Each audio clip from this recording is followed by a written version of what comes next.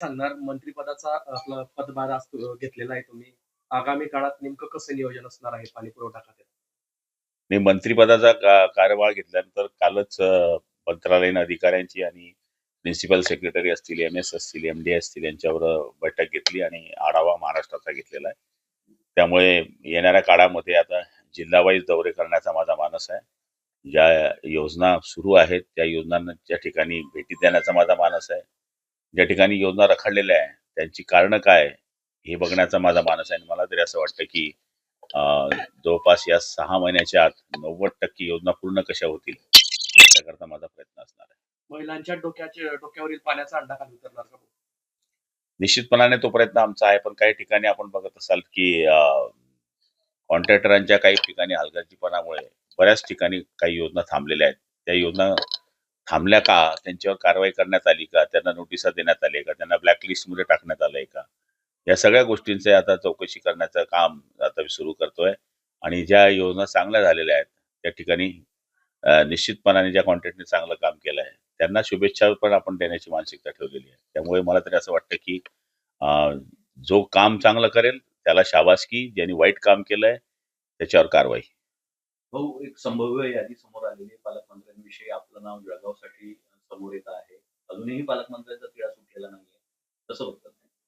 हे बघा, 3 जणांचे पक्ष आणि त्यामध्ये 3 पक्षांचं सरकार असल्यामुळे साहजिक आहे काही काही जिल्ह्यांमध्ये सारखे आमदार आहे, काही ठिकाणी सारखे आमदार नसले तरी तुल्यबळ नेते आहेत. त्यामुळे ह्या गोष्टी होतच राहणार की आम्हाला पालकमंत्रीपद द्या, तो म्हणेल की या जिल्ह्याला मला पालकमंत्रीपद द्या.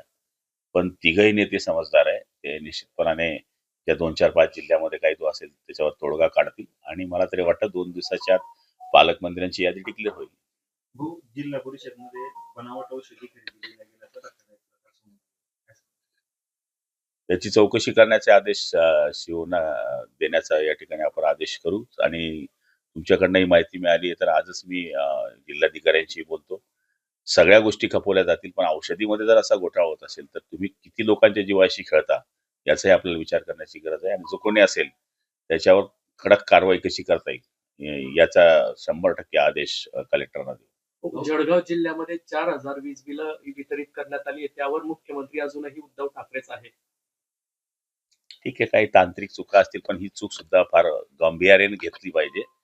आणि ज्या गोष्टीला आता 3 वर्ष होऊन गेले त्यांचंच नाव येत असेल तर मग परमेश्वर त्यांचं भलं करू. भाऊ, जर तुम्ही बघितलं तर एकीकडे पंतप्रधान नरेंद्रभाई मोदी हे डिजिटल इंडिया करण्याच्या प्रयत्नात आहेत. दुसरीकडे जर बघितलं तर जिल्हा परिषदेच्या शाळा असतील, महापालिकेच्या शाळा असतील, शासकीय शाळा असतील, यामध्ये संगणक कक्ष आहेत तर काही ठिकाणी इंटरनेट नाहीये आणि काही ठिकाणी मुलं हे जे संगणक कक्ष आहेत संगणकापासून शिक्षणापासून वंचित असल्याचं दिसतंय. हे बघा, आता सगळीकडेच डिजिटल करण्याचा मानस देशाभरामध्ये आहे. आपण बघतो की ग्रामीण भागामध्ये आता वाकटुकीसारखं माझं छोटंसं गाव आहे, ज्या गावाचं मतदान 500च्या आसपास असेल, तिथे सुद्धा डिजिटल शाळा आहे, डिजिटल मुलांना शिकवलं जात आहे, टॅब दिले जात आहे. तर मला तरी असं वाटतं की ह्या गोष्टीला गांभीर्याने घेण्याची गरज आहे आणि ट्रेनिंग खालपासून तर वरपर्यंत देण्याची अत्यावश्यक गरज आहे. ते जिल्हा परिषदच्या शिक्षकांचा विषय असेल किंवा इतर विषय असेल तर निश्चितपणाने आपल्या सूचनेचा आम्ही आदर करू आणि सुधारणा करण्याचा प्रयत्न करू. बीड प्रकरणातील मुख्य आरोपीला अटक करण्यात आलेली आहे. कारवाई पोलीस त्यांच्या पद्धतीने करते आहे आणि मला तरी असं वाटतं की आता सगळ्यांनी या गोष्टीवर संयम पाळला पाहिजे आणि जो आरोपी असेल त्याला शिक्षा कशी होईल याच्याकडे लक्ष दिलं पाहिजे, असं माझं स्वतःचं व्यक्तिगत मत आहे. सर्वपक्षीय नेत्यांकडून मात्र धनंजय मुंडे यांच्या राजीनाम्याची मागणी करण्यात येत आहे. आता जनमानसाच्या तिथला जो आक्रोश आहे तो आक्रोश तिथल्या घटनेमुळे त्यांच्यामध्ये आहे आणि त्यांनी ती मागणी केली असावी आणि ती केलेली मागणी मुख्यमंत्री त्याच्याकडे गांभीर्याने लक्ष देतील, अजितदादा लक्ष देतील आणि ते जे निर्णय घेतील ते सगळ्यांना मान्य असेल. उपमुख्यमंत्री एकनाथ शिंदे साहेब म्हणतायत की बीड हत्येतील एकही आरोपी सुटणार नाही. सगळ्यांचंच म्हणणं आहे की शिंदे साहेब असतील, देवेंद्रजी असतील किंवा अजितदादा असतील किंवा आपण काल परवाकडे मोर्चांमध्ये पाहिलं तर सर्व पक्षीय लोक त्या ठिकाणी होते. तिथे पक्षाचं स्वरूप कुठेच नव्हतं, एक माणुसकीचं स्वरूप होतं. त्यामुळे माणुसकीला अनुसरून या गोष्टी होत आहेत आणि घटना इतकी तीव्र आहे की मनाला हलवणारी ती घटना आहे.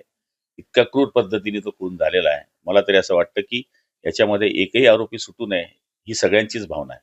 आगामी काळात जर संतोष देशमुख यांच्या कुटुंबाला त्रास झाला तर धनंजय मुंडेंना रस्त्यावर फिरू देणार नाही असा थेट इशारा मनोज जरांगे पाटलांनी दिला. असं काही होणार नाही, कारण की जरी त्यांच्या घरात ही घटना झाली असली तरी पूर्ण समाज त्यांच्या पाठीशी उभा आहे आणि मला तरी असं वाटतं की अशी चूक पुढच्या काळामध्ये होणार नाही याच्याकरता सगळेजण सज्ज आहेत. आगामी काळात अजित पवार आणि शरद पवार यांनी एकत्र यावं असं बस ना, जाऊ द्या.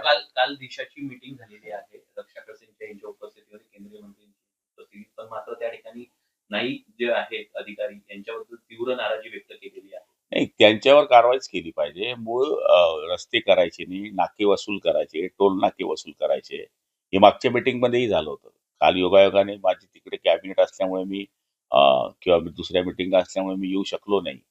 पण रक्षासाहेबांचं म्हणणं जे असेल किंवा सावकारे साहेबांचं जे म्हणणं पण मी ऐकलं, ते एकदम रास्त आहे की जर असं होत असेल तर यांचे नाके बंद केले पाहिजे. जर तुम्ही रस्त्याची सर्व्हिस देत नसाल, वाहनांचे तिथे नुकसान होत असेल, चांगले रस्ते देत नसाल, तर त्यांनी नाकं वसूल करण्याचा त्यांना अधिकार आहे कुठे? आज तरसोद ते पाळदी हा जो बांबुरी जाणारा रस्ता आहे, दरवेळेस ते मार्चचा अल्टिमेटम देता, मार्चचा अल्टिमेटम देता. ह्या मार्चलाही रस्ता पूर्ण होणार नाही अशी स्थिती आहे. मग सावकारांचं म्हणणं काय चुकीचं आहे? शेवटी मंत्री होण्याच्या पहिले ते एक नागरिक आहे आणि रोज त्या रस्त्याने ते वापरतात. आपणही त्या रस्त्याने वापरतो, रक्षाताई त्या रस्त्याने वापरतात. आणि मला तरी असं वाटतं की सावकारांनी तो सज्जड दम दिलेला आहे, त्याला माझा सुद्धा पाठिंबा असणार आहे की टोल नाकं जोपर्यंत रस्ता क्लिअर होत नाही वसूल करू नये. खूप शेवटचा प्रश्न, गुलाबराव देवकर यांनी भाजपमध्ये प्रवेश करावा किंवा नाही करावा या संदर्भात जे निर्णय आहेत ते गिरीश महाजनच घेतील असं रक्षाताई आणि संजय सावकर यांनी म्हटलं. नाही, कोणत्याही पक्षामध्ये गेले तर त्यांचे जे ॲटम बॉम्ब आहे ते माझ्याकडे सगळे रेडी आहे. म्हणजे यांना घेऊन कोणत्याही पक्षाने आपल्या अंगावर शिंतोड उडवू नयेत. यांचे बँकेचे लफडे आहेत, यांचे पतसंस्थेचे लफडे आहेत, यांचे मजूर फेडरेशनचे लफडे आहेत. यांचे जे प्रॉब्लेम आहेत सगळे हे लपवण्याकरता ते ह्या त्या पार्टीत जाण्याकरता प्रयत्न करतायत. आणि भाजपला अशी काही गरज राहिली नाही. 132 आमदारांची पार्टी आहे आणि आम्ही त्यांच्या बरोबर आहोत. गुलाबराव देवकर आल्यानंतर ते काही 50 पट भाव वाढवून देतील पक्षाचा असा काही माणूस नाहीये. आणि आता चालूचा अनुभव आहे, ज्या लोकांनी 85,000 मतं दिले त्या माणसाला 5 दिवसात सोडायला हा माणूस तयार होतोय. उद्या जर भाजपमध्ये आला आणि भाजपमध्ये थोडा प्रॉब्लेम वाटला तर 1 मिनिटात भाजपलाही सोडून देईल. त्यामुळे ज्याची नीतिमत्तेमध्येच फतरा आहे अशा माणसाला घेऊन भाजप वाढणार थोडी आहे. एबीपी माझा, उघडा डोळे बघा नीट.